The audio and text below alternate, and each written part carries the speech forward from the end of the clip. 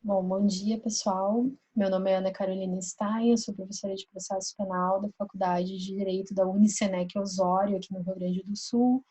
Sou mestre em Ciências Criminais pela PUC. Queria agradecer muito os meus amigos Henrique Saibre e Felipe Giacomoli pelo convite para participar desse projeto da Tirante.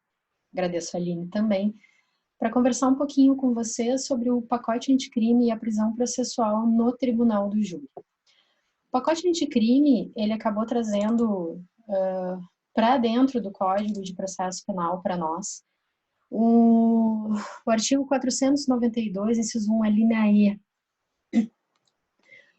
onde ficou previsto, né, onde está previsto que, em caso de condenação, o juiz-presidente no Tribunal do Júri, ele mandará o acusado recolher-se ou recomendá-lo à prisão que se encontra-se presentes os requisitos da prisão preventiva ou, e aqui que está o nosso calcanhar de Aquiles, por assim dizer, no caso de condenação a uma pena igual ou superior a 15 anos de reclusão, determinará a execução provisória das penas, com expedição de mandado de prisão, se for o caso, sem prejuízo do conhecimento de recursos a que vierem ser interpostos.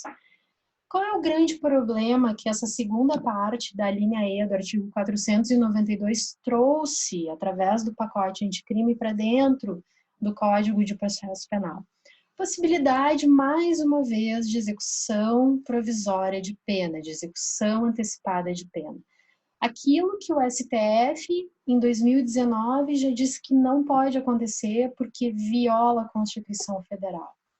Me permitam aqui um tom um pouquinho mais crítico, porque a execução antecipada da pena, ela veio num furor crescente no país ao longo dos anos, como se executar antecipadamente penas, violar a presunção de inocência, iria resolver todos os nossos problemas de criminalidade. E nós sabemos que isso não é assim e que isso não funciona. Qual é o grande problema desse artigo 492, a linha E, a segunda parte dessa linha E? A gente tem alguns problemas que, a princípio, parecem óbvios, mas que vai provocar nova ADI, nova ADC, nova discussão de constitucionalidade no Supremo por uma questão que o próprio Supremo já disse que não pode. Executar antecipadamente a pena viola o princípio constitucional da presunção de inocência.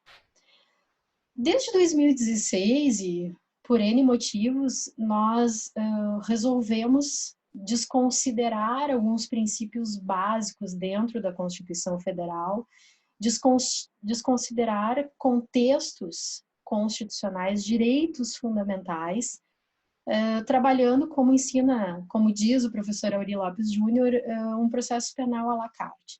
E isso nos custou um período de execução antecipada de penas entre 2016 a 2019. O ano passado, o Supremo, ao inverter o placar, ele afirmou a constitucionalidade do artigo 283 do Código de Processo Penal no julgamento das ADCs 43, 44 e 54. Ou seja, por 6 votos a 5, o Supremo assentou o entendimento que executar antecipadamente uma pena viola a garantia fundamental de presunção de inocência, que todos nós, cidadãos, temos ao respondermos um processo penal. Então, esse é o primeiro problema do artigo 492, inciso 1, ali na segunda parte, que o pacote anticrime trouxe para dentro do Código de Processo Penal.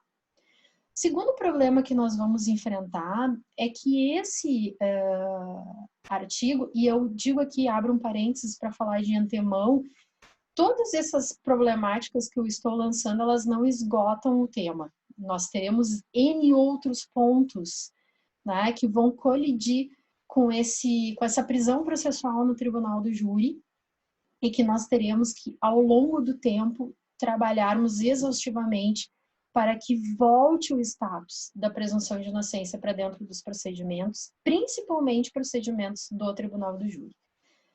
Segundo problema que eu trago é que ignora a possibilidade de apelação. Tá? É como se o júri decide, a pessoa é condenada e como se a partir dali eu tivesse tão somente que cumprir a minha pena, o que não é real.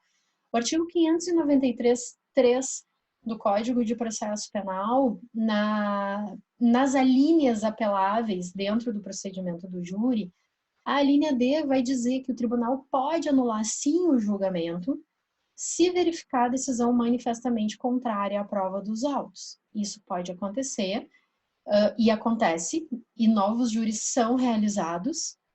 E como é que funciona com uma pessoa que já está em cumprimento de pena? Como é que eu restituo aquele prazo de prisão que ela ficou cumprindo uma pena que o próprio tribunal de segunda instância diz que ela não precisaria, em tese, cumprir porque a decisão foi manifestamente contrária à prova dos autos e remete aquele processo a novo julgamento? Isso causa um problemão no meu ponto de vista.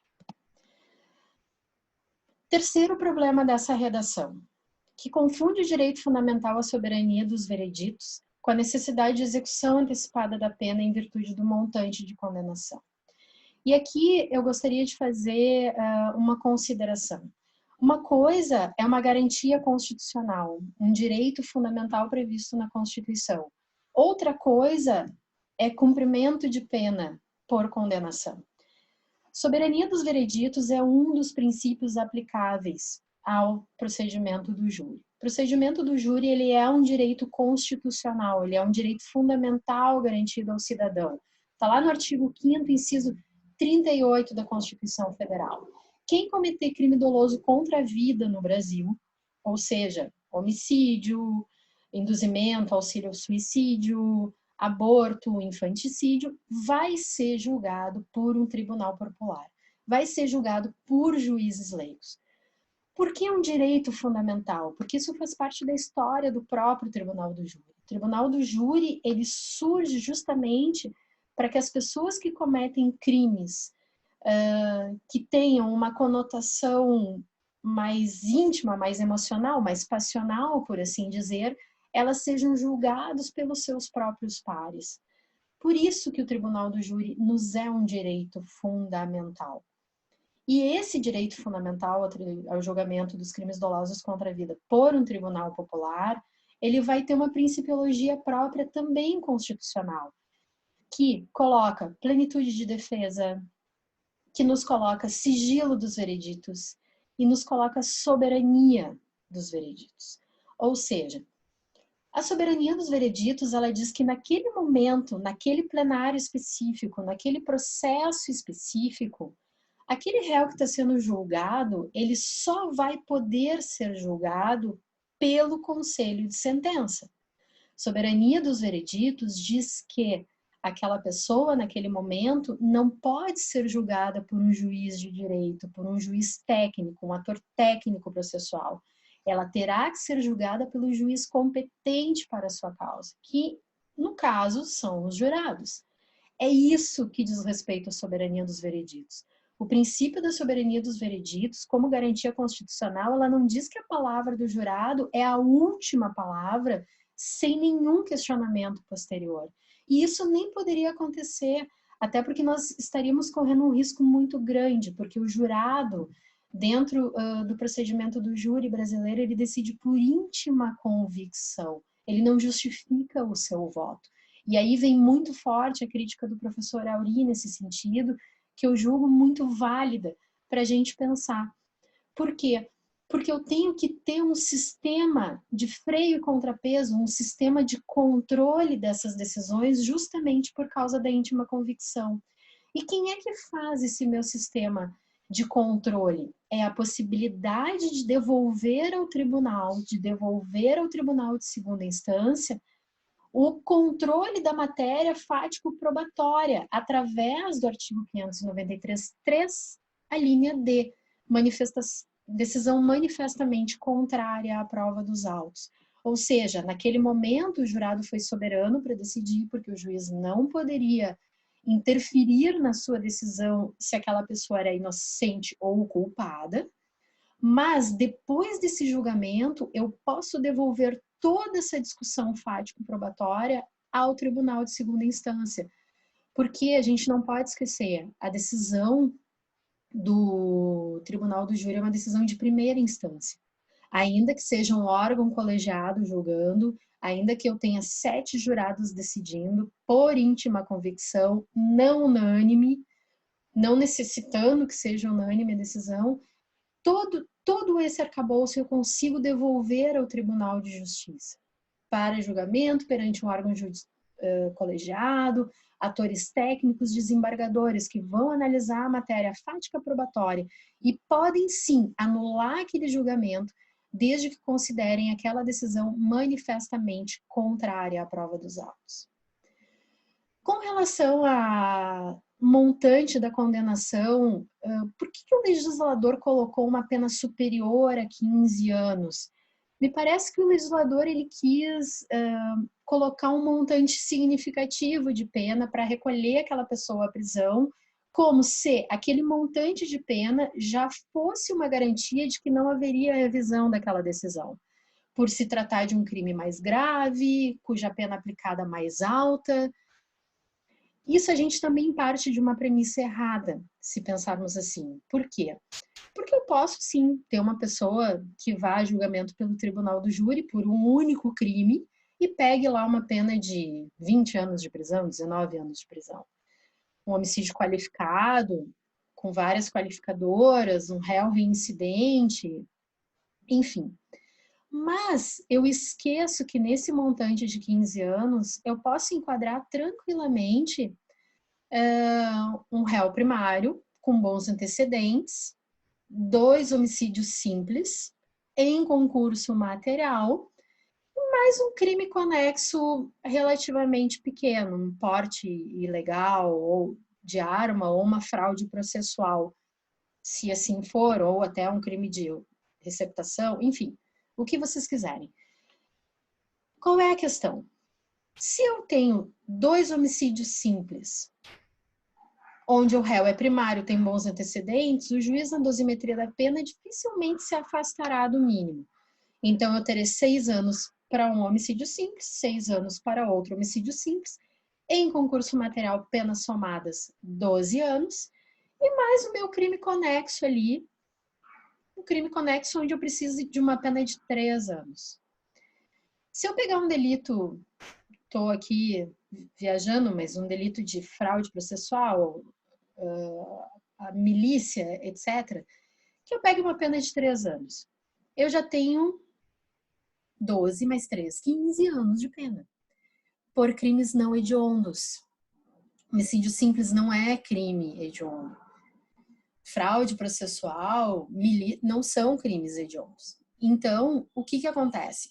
Eu vou ter uma pessoa condenada, milícia eu não tenho bem certeza, me perdoe.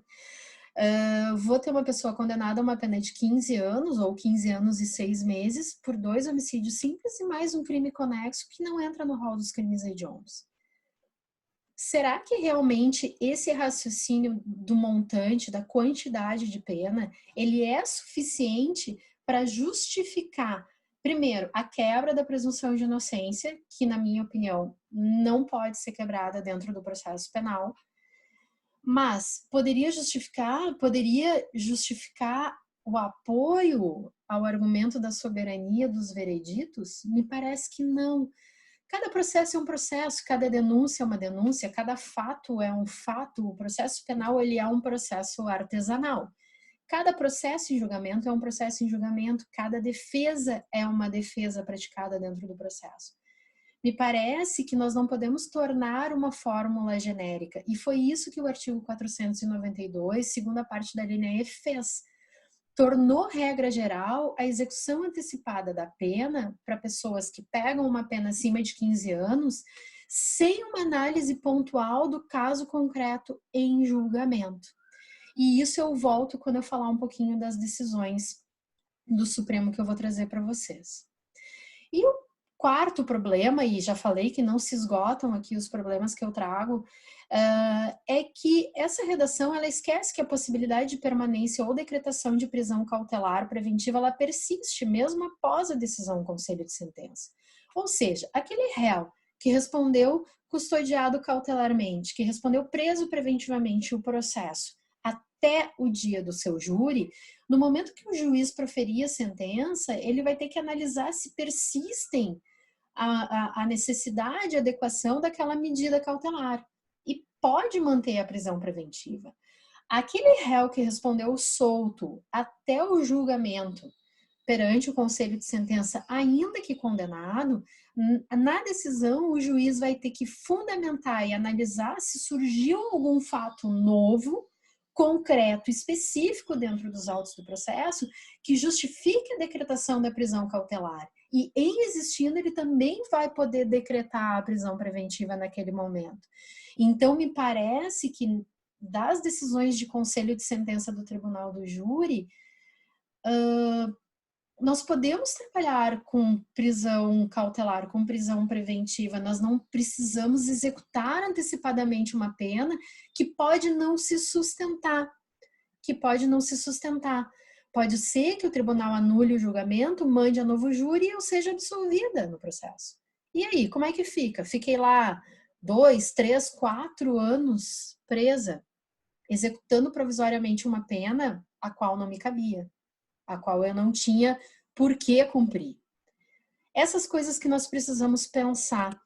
E nós precisamos pensar que o nosso exercício na advocacia, ele vai se tornar mais pesado ainda do que ele já é, principalmente na advocacia criminal.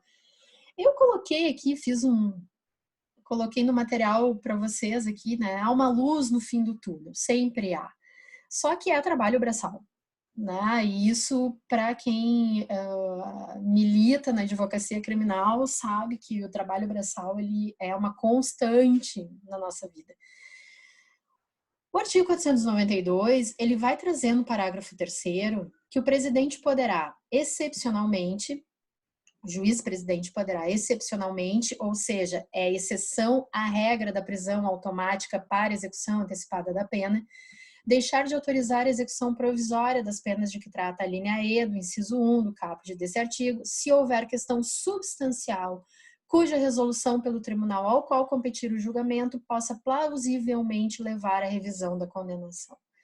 Ou seja, aqui o nosso juiz-presidente, que é o ator técnico no processo, no momento que ele quesita os jurados, ele pode se dar conta de que a decisão está sendo manifestamente contrária à prova dos autos.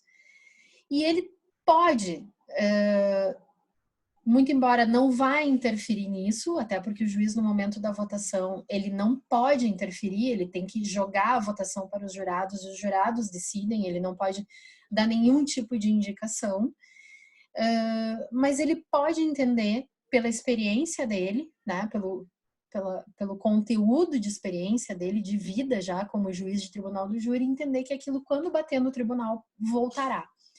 E aí ele vai analisar a necessidade de executar antecipadamente aquela pena ou não. De qualquer forma, ele vai ter que fundamentar. E aí me parece que nós colocamos um outro problema ao juiz aqui, e nós trazemos um outro argumento de autoridade para dentro do processo penal, tantos já existentes dentro do procedimento do júri, que o juiz, para ele, excepcionalmente, deixar de autorizar a execução provisória das penas, ele vai ter que mencionar, ainda que de forma objetiva, ainda que de forma superficial, qual questão substancial que ele entende que possa plausivelmente levar à revisão da condenação. Ou seja, a própria lei, ela parte da premissa da soberania dos vereditos para justificar a execução antecipada da pena, mas no parágrafo 3º, me parece que ela, de alguma forma, corrompe essa soberania dos vereditos no momento que ela diz para o juiz que, excepcionalmente, ele vai poder deixar de aplicar desde que ele informe, né, porque ele vai ter que fundamentar, ele vai ter que dar um caminho para dizer por que ele entende que pode haver uma revisão da condenação. Ou seja, eu jogo a batata quente para a mão do juiz-presidente nesse momento. Me parece que eu embreto o ator processual, fazendo com que ele não se sinta tão encorajado a, excepcionalmente, não manter a execução antecipada da pena. Como é que a gente resolve tudo isso? A gente resolve tudo isso aplicando, né, a presunção de inocência, observando a garantia constitucional da presunção de inocência. A gente pode resolver tudo isso e a necessidade de prisão com prisões cautelares, decretação de prisão preventiva, nós não precisamos executar antecipadamente a pena. Me parece que isso virou um fetiche na temática processual penal no Brasil nos últimos anos. Gostaria de entender o porquê desse fetiche de antecipar, executar antecipadamente penas privativas de liberdade, né? Nós já sabemos que a prisão em si, ela não resolve o problema da nossa criminalidade. E os dados, eles existem para a gente questionar isso. O Brasil hoje tem a terceira maior população carcerária do mundo e talvez os nossos índices de criminalidade estejam batendo recordes atrás de recordes e superando o índice de países que possam até ter uma população carcerária maior que a nossa. A gente precisa pensar com relação a tudo isso. Para finalizar minha exposição, eu trago 2 votos bem interessantes e indico a leitura para vocês, do Supremo Tribunal Federal de setembro de 2019. Um deles é o HC 176229, de Minas Gerais, onde o ministro Gilmar Mendes ele concedeu salvo-conduto a um acusado que iria a julgamento perante o tribunal do júri, e na comarca onde ele iria a julgamento, a juíza já estava, ainda que não tivéssemos o 492 ali na E, executando antecipadamente provisória as penas dos condenados pelo tribunal do júri, sob o argumento da soberania dos vereditos. O ministro Gilmar Mendes ele vai